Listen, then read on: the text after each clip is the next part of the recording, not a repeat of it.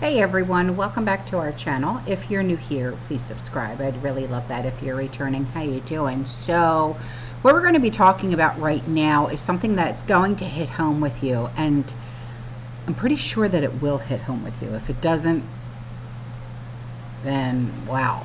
Okay, so this regime, okay, their tax and their spend policies have created the worst inflation crisis in 100 years.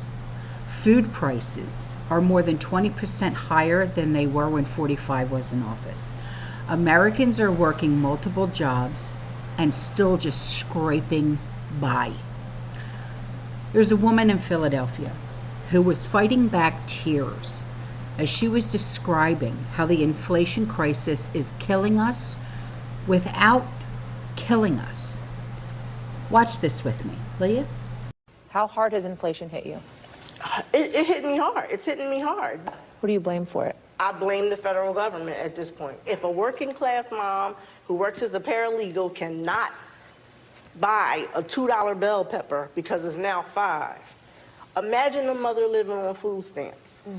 Imagine a mother who's making minimum wage trying to feed children. They're killing us without killing us. If you understand that. They're killing us without telling us they're killing us. They're hurting people in ways that they can't help themselves. It's either feed my child or how about feed my children and I don't, but I have to go work. So like I said, did that hit home with you? So the second thing that we're going to be talking about is something that we should all be concerned about, okay? And I'm going to take you back just a few years, okay, to 2019, when true colors and true feelings really came out through Harris. If she were put in charge, she would shut down all of the detention centers. Yikes. And that would be, on day one, her very first priority. Wait a minute. I guess we have a better understanding now why the crisis at the border exists while she was put in charge of it. She used the idea of, remember the term that was floating around, kids in cages, as the emotional leverage to get people to support that idea. That doesn't hold water anymore. Seeing as how the images of that kids in cages at the border occurred on 44's watch. Watch this with me. Administration overlooks the fact Gravy, that what is the happening multimedia with the marketplace. detention of these children, the circumstances by which they arrive, is a human rights abuse being committed by the United States government. And so we are here to stand up and say that we are not going to the allow this to multimedia happen, marketplace. not on our watch. I will tell you, when elected, the first thing I'm going to do, one of the first things, is to shut down these private detention facilities. Just shut them down. Because let's be clear about what's going on here. There are people who are literally the multimedia profiting marketplace. off of the incarceration of children. Like, just reflect on that for a moment. There are people who are profiting off of the incarceration of children. The multimedia and then let's marketplace. break it down a little bit more and ask, who are these children? They are children who have fled, most of them, murder capitals of the world. The They are multimedia children marketplace. who have arrived at our shore, at our border, seeking safety, seeking refuge, seeking security.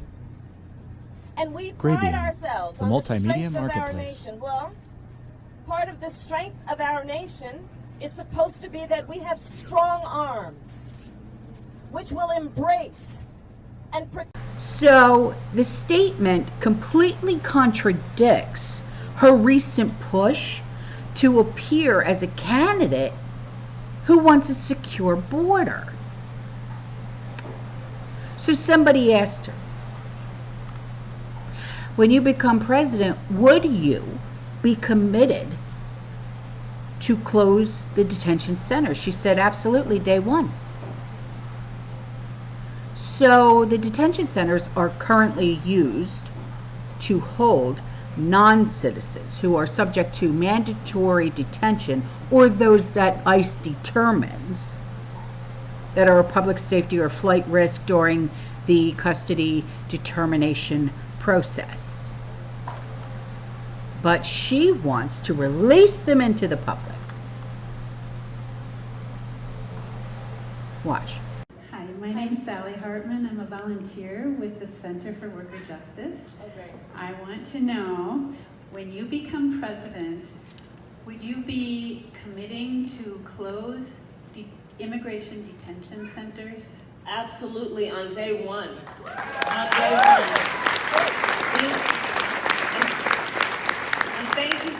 So now she once pledged to close all privately run detention centers on day one during her first presidential run, as her record on the southern border continues to generate heavy criticism. Now, a resurfaced video clip shows then Harris, senator, at an October 2019 town hall in Iowa City during her 2020 bid. And an attendee is heard asking her, I want to know, are you going to be closing the borders? And she said, absolutely, day one, blah, blah, blah, like I said. So then Senator Ted Cruz from Texas says, because he posted this on social media, when she tells you who she is, believe her.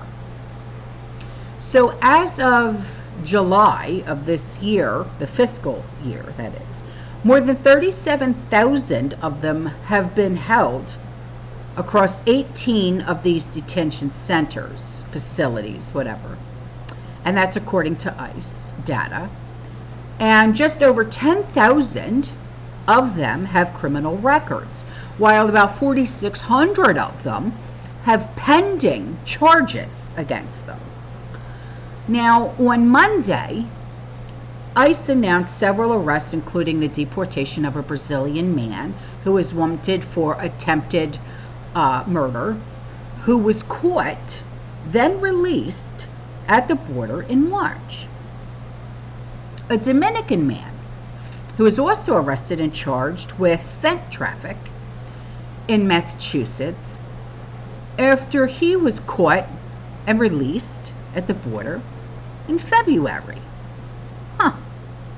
For 4 years, we heard Democrats and much of the media going on and on about kids in cages, kids in cages. They never acknowledged that it was Barack Obama who built those cages. I went and toured those cages in 2013 and 2014 when Obama built them.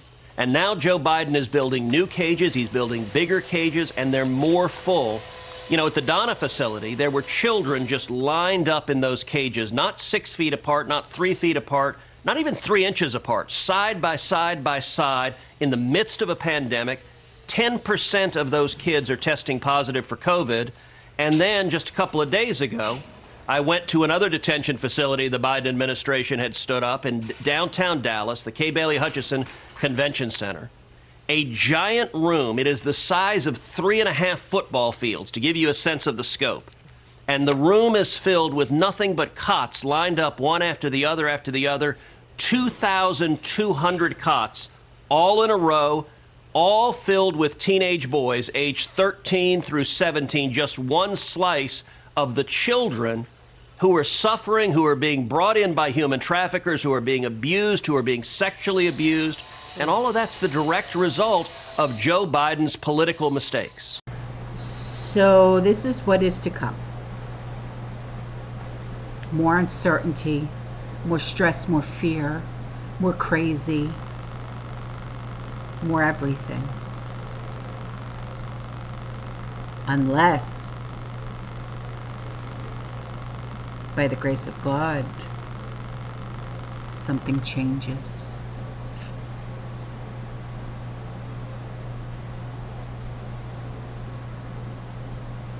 I don't know. Can you imagine? Every facility, every single one of them, not just the ICE, not just the crosser detention centers, every single detention center. Because from what I'm understanding, it's every single detention center.